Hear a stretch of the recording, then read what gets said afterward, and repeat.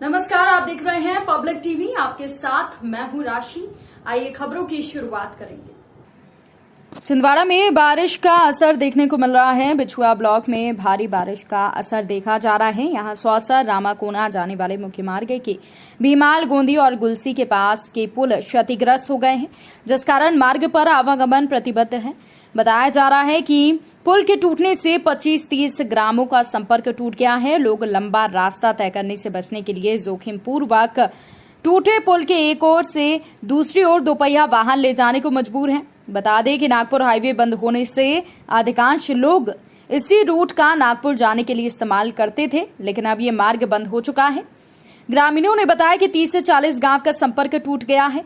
न बच्चे स्कूल जा पा रहे हैं और अगर जरूरत पड़ जाए तो उन्हें अस्पताल तक भी नहीं पहुंचाया जा सकेगा। हालात ये हैं कि मजबूरी में कुछ लोग जान जोखिम में डालकर अपनी बाइक रस्सियों के सहारे पुल से नीचे उतार रहे हैं, ताकि किसी तरीके से वो अपने घरों तक पहुंच सके।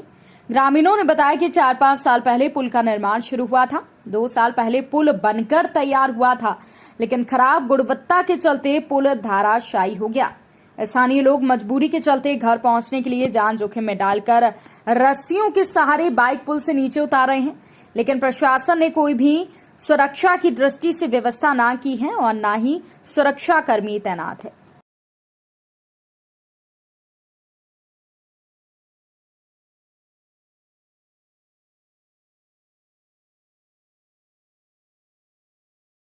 खबर पर हम सीधे संपर्क कर रहे हैं संवाददाता योगेश चौरसिया के साथ। योगेश, छिंदवाड़ा में जमकर बारिश हो रही है और ग्रामीण इलाकों में बारिश के कारण काफी ज्यादा तबाही देखने को मिली है। क्या कुछ जानकारी है आपके पास और किस तरीके के हालात ग्रामीण इलाकों में देखे जा रहे हैं? जी मैडम, मैं बताना चाहूंगा कि लगातार छिंदवाड़ा जिले में भी मौसम विभाग द्वारा रेड अलर्ट जारी किया गया है, जिसके चलते छिंदवाड़ा और आसपास के क्षेत्रों में जैसे सौसर रामाकोना जाने वाला मुख्य मार्ग, जहां पर भीमाल गोंदी और गुलसी के पास जो पुल है वो क्षतिग्रस्त हो गए हैं, और जिसके कारण कुछ आवागमन वाली जो रास्ते हैं वो पूरी तरह से अवरुद्ध हो गए, जिसके कारण लोगों को आने जाने में काफी दिक्कत हो रही है। पुल भी टूट चुके हैं, जिससे 25-30 ग्रामों का संपर्क लगातार यहाँ पे टूट गया है। जी, जानना चाहेंगे आपसे, जिस तरीके के हालात अभी गांव में बन रहे हैं, क्या कुछ प्रशासन मदद के लिए वहां पर पहुंचा है या सुरक्षा के लिए कोई कर्मी तैनात किया गया है? जी बताना चाहूंगा कि हालांकि जिला प्रशासन द्वारा लगातार व्यवस्थाएं बनाई गई हैं बारिश के अलर्ट को देखते हुए, लेकिन कुछ इलाकों में लगातार भारी बारिश के चलते स्थानीय प्रशासन भी उसमें मौके पर काम कर रहे हैं, जैसे ग्राम पंचायत हो गए और अन्य स्थानीय पुलिसकर्मी, सारे लोग व्यवस्था में लगे हुए हैं। SDRF की टीम भी लगातार ऐसे जहाँ पर पानी भराव की स्थिति है नदी के पास देखते हुए नजर आ रहे हैं। बहुत बहुत शुक्रिया तमाम जानकारी के लिए।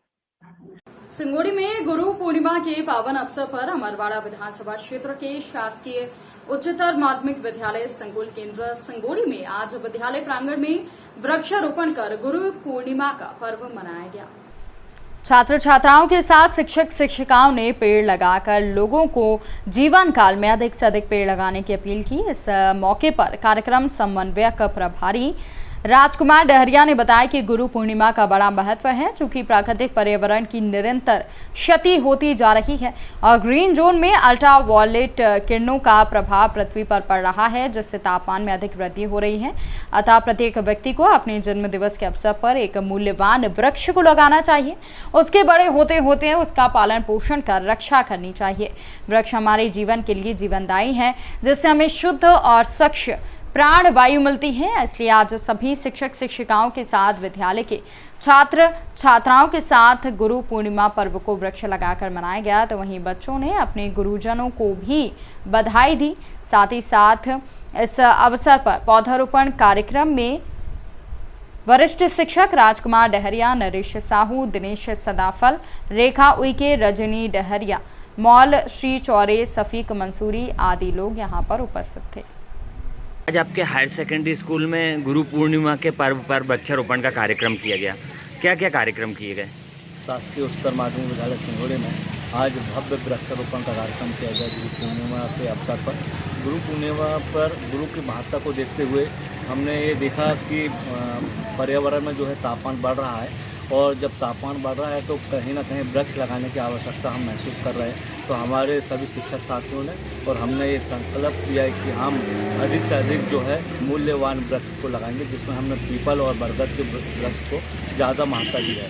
संस्था में पूरे प्रांगण में हमने जो है पीपल और बरगद के जो है पेड़ों से लगाए हुए हैं।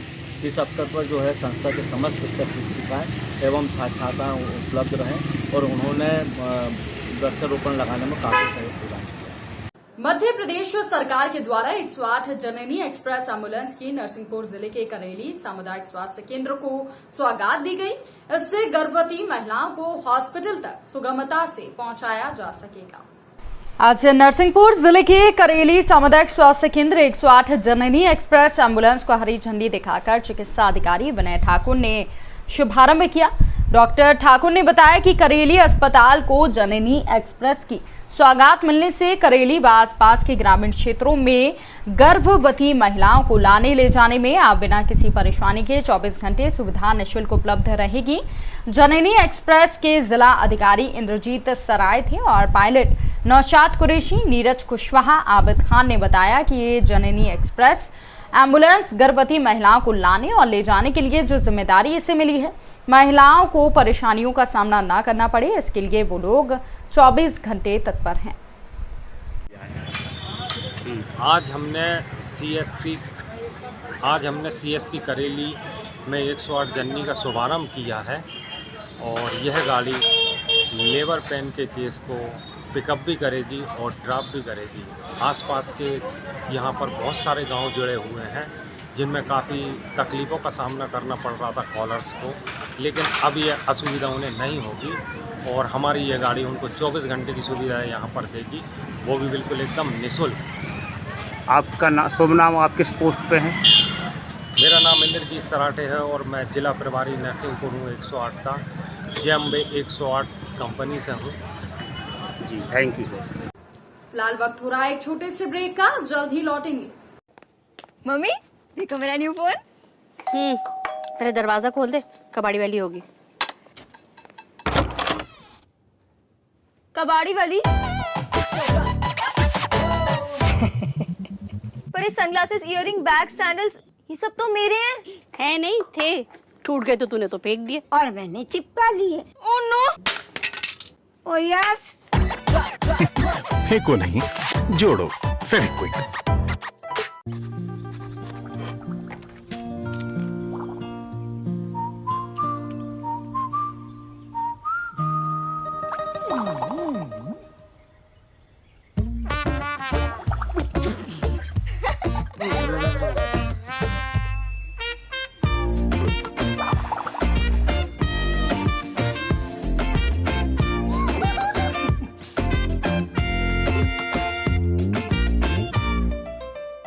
ग्वालियर शहर के बीचों बीच 20,000 वर्ग फीट क्षेत्र में स्थापित है model convent higher secondary school, जहां सीसीटीवी कैमरों से लैस सुरक्षित कैंपस में 10,000 वर्ग फीट का विद्यालय भवन, विशाल खेल मैदान, एडवांस एजुकेशन के लिए स्मार्ट क्लासेस, कंप्यूटर लैब, सभी उपकरणों से सुसज्जित विज्ञान प्रयोगशाला और लाइब्रेरी, जहां उपलब्ध है सभी विषय की पुस्तकें, पत्रिका और समाचार पत्र, जो विद्यार्थियों को देते हैं देश विदेश की रोचक जानकारी और बढ़ाते हैं उनका ज्ञान। हमारे यहाँ प्राथमिक, पूर्व प्राथमिक कक्षाओं के छात्र छात्राएं बैगलेस पद्धति एवं आधुनिक खिलौनों से करते हैं पढ़ाई।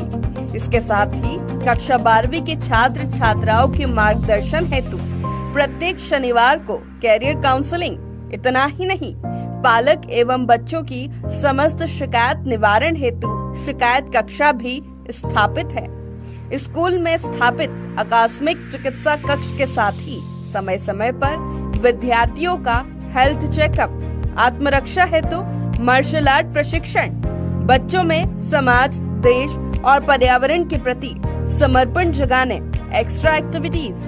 तो हम कह सकते हैं, आप हमें अबोध बालक दीजिए, हम आपको सुबोध नागरिक देंगे।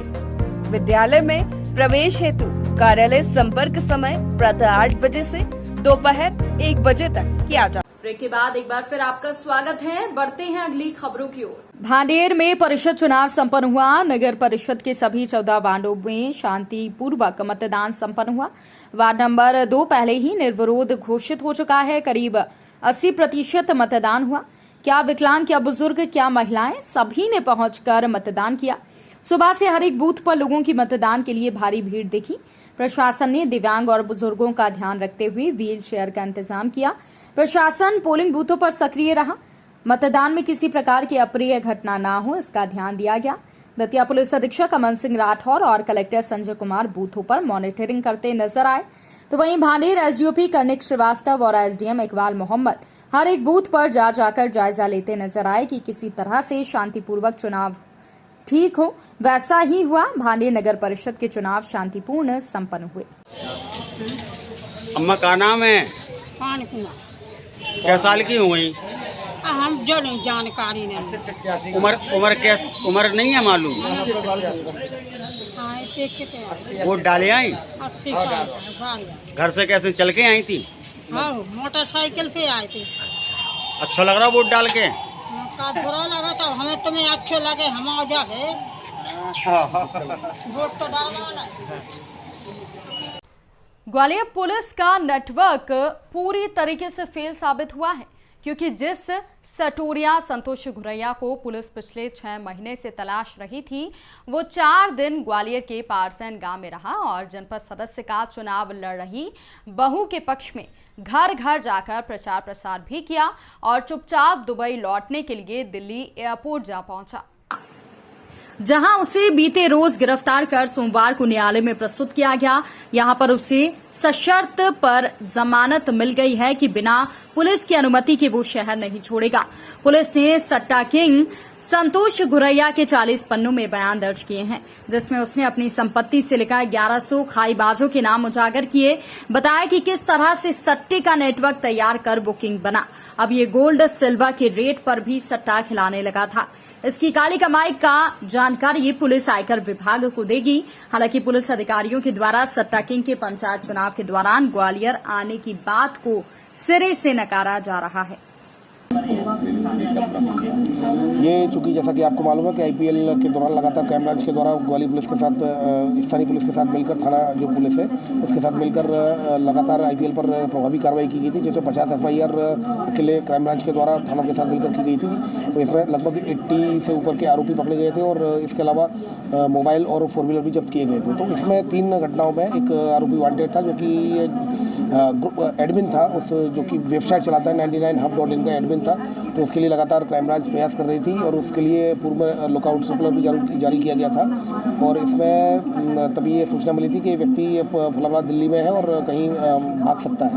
इस आधार पर लगातार टीम के द्वारा इसको फॉलो किया गया और वहाँ एयरपोर्ट अथॉरिटी के साथ मिलकर उसको हिरासत पर लिया जाकर यहाँ पर क्राइम ब्रांच में लेकर आया गया। उससे पूछताछ की गई तो उस पूछताछ में अपनी कई प्रॉपर्टियों के बारे में बताया गया है और उसके द्वारा ये भी बताया गया है कि किस तरह से उसके ये पूरा जो आईपीएल का जो सट्टा है संचालित होता है। और इसमें 3 केसों में वांटेड था, 2 थाटीपुर के केस में और 1 यूनिवर्सिटी केस में। तो अभी उसमें कल रात को इन सब में कार्रवाई की जाकर उसको जमानत पर फिलहाल छोड़ा गया है और उसे लगातार बुलाया जा रहा है। आज भी उसे बुलाकर पूछताछ की जाएगी। सर, क्या ये जो नेटवर्क है सिर्फ ग्वालियर और एमपी रीजन में एक्टिव है या पूरे देश के अंदर? जिस तरह से प्रारंभिक पूछताछ में जो पता चला है कि वो नोएडा, दिल्ली से उसको ऑपरेट करता है, लेकिन केवल ग्वालियर में ही उसके जो कुछ जो नेटवर्क है उसका ग्वालियर में ही है और इसके ग्वालियर के अलावा बाहर नहीं है। वहाँ पे टाइम भी इस तरह की सूचनाएं मीडिया के माध्यम से भी और हमारे डीएसपी के सूचना संकलन के सिपाहियों के द्वारा भी और भी हमारे जो स्टाफ लगा रहता है उसके द्वारा भी दी गई थी। उसमें क्राइम ब्रांच की टीम और लोकल थाना की टीमें भी लगातार भेजी गई थी, लेकिन वो फिर गलत पाई गई। कुशीनगर के हाटा तहसील के सुकरौली बाजार के पीएनबी बैंक परिसर में प्रधानमंत्री उज्ज्वला गैस कनेक्शन योजना के अंतर्गत 180 गरीब महिलाओं को कुशीनगर सांसद विजय कुमार दुबे के साथ हाटा विधायक मोहन वर्मा ने गैस कनेक्शन वितरण किया। सांसद ने बताया कि प्रधानमंत्री उज्ज्वला गैस योजना के तहत गरीब महिलाओं को चूल्हे पर खाना बनाने से छुटकारा मिलेगा। इस योजना के तहत सभी गरीब महिलाओं को सरकार के द्वारा निःशुल्क गैस कनेक्शन के साथ ही चूल्हे और सिलेंडर का वितरण किया गया। वहां मौके पर मौजूद महिलाओं के चेहरे निःशुल्क चूल्हा और सिलेंडर पाकर खिल उठे। इस कार्यक्रम में आयोजक आलोक इंडियन गैस के संचालक दिनेश कुमार सिंह ने सांसद और विधायक को स्मृति चिन्ह देकर सम्मानित किया।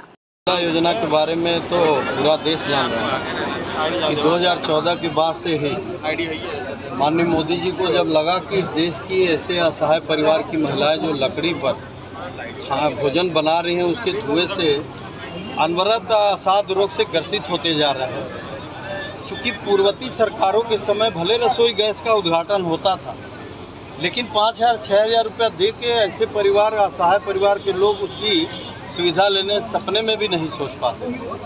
आज देखिए लगभग इस समय तक देश के 80 करोड़ परिवार को ऐसी उज्ज्वला योजना के माध्यम से लाभ पहुंचाया जा चुका है। और ये अनवरत कोविड के समय में कुछ दिन के लिए रुका हुआ था। कोरोना के जैसे ही वैश्विक महामारी से ये देश उभर रहा है, तो एक बार पुनः माननीय मोदी जी ने इसको संचालित किए हैं। अब जो भी बच्चे हैं गांव में, जरूर 10-20% अभी ऐसे परिवार बचे हैं कि रसोई गैस की आवश्यकता तो हर परिवार को। एक गरीब भी इस समय एक रसोई गैस की सुविधा लेकर और अपने सामान्य जीवन को सुखमय बना सकता है। तो यही उज्ज्वला योजना है। सर, उज्ज्वला योजना में काफ़ी देखा जा रहा है कि जो महंगाई रह रही है उसकी वजह से काफ़ी उज्ज्वला योजना बंद हो चुकी है, लोग यूज़ नहीं कर पा रहे हैं। क्या इस पर भी सरकार विचार करेगी? नहीं, देखिए महंगाई का क्या है, सब्सिडी भी लगातार मिल रहा है। जनधन खाता क्यों खुला? इसी नाते खुला कि एक गरीब परिवार यहाँ का, इस देश का 40% बैंकों का जो चौखट नहीं देखे थे, आज जनधन खाते के माध्यम से ही सब्सिडी का पैसा बिना बिचौलियों के उनके खाते में चला जाए। तो ये महंगाई, और जिस हिसाब से आप देखिए 2 साल से कोरोना में पूरा दुनिया व्यथित रहा, लेकिन इस देश में खाद्यान्न योजना देखें, महीने में 2 बार निःशुल्क लगभग 100 करोड़ आबादी के देश के असहाय परिवारों को निरंतर 1.5 वर्ष से मिल रहा, आगे 6 महीने तक आगे भी मिलने की स्वीकृति मिल चुका है। ऐसे विषम परिस्थितियों में एक बार देश पुनः, एक बार प्रदेश पुनः विकास की पटरी पर जो आया है, ये कुशल नेतृत्व का ही प्रमाण है। चाहे माननीय हमारे यशस्वी प्रधानमंत्री मोदी जी हों या उत्तर प्रदेश के मुखिया योगी आदित्यनाथ जी महाराज। ये सुकरौली में है हम लोग, और यहाँ के लोग फ्लाईओवर की मांग कर रहे हैं, तो क्या इस पर विचार और कैसे? देखिए, जब से 4 लेन का निर्माण दशकों पहले से हुआ, कहीं न कहीं इंजीनियरिंग मिस्टेक था वो कि एक्सीडेंटल प्लेस को नज़रअंदाज कर दिया। चाहे देख लें, इस ज़िले में सबसे ज़्यादा जो खतरनाक ऐसा दुर्घटना स्थल इस NH 4 लेन पर था, वो कुशीनगर मोड़ था। जो आपको मिला है इसके बारे में क्या बताएं, कैसे वितरण हुआ? ये प्रधानमंत्री द्वारा दिया गया है और महिलाओं को इससे मतलब चूल्हे पर खाना बनाने से छुटकारा मिल पाई है, और इससे महिलाओं को बहुत सम्मान मिला है। खाना पकाने में उनको सुख और सुविधा दोनों है। अभी तक आपको गैस कनेक्शन नहीं मिला था? नहीं, ये पहले फॉर्म भरा गया था तो हम जाने तो फॉर्म डाले, तब फिर उससे मैसेज गया, तभी हम जाने हैं। फॉर्म के द्वारा मिला? जो फॉर्म भरे थे उनको लिए मिला? हाँ, उनको लिए मिला था। मकान कहाँ के रहने वाली हैं? बढ़िया बुजुर्ग टोला डकही की। अभी नहीं गैस मिला। आपको गैस सिलेंडर मिला है? नहीं, अभी नहीं, अभी बैठे हैं ना। हाँ, फार्म डाली थी। हाँ, बुलाया गया। नहीं, यहीं पर तो है, मिलेगा ना। वो कह रहे थे नेता लोग चले जाएंगे तो एजेंसी है ना। ममता देवी, अनंतपुर के। इस बुलेटिन में फिलहाल के लिए इतना ही। अपडेट्स के लिए आप बने रहिए हमारे साथ। नमस्कार।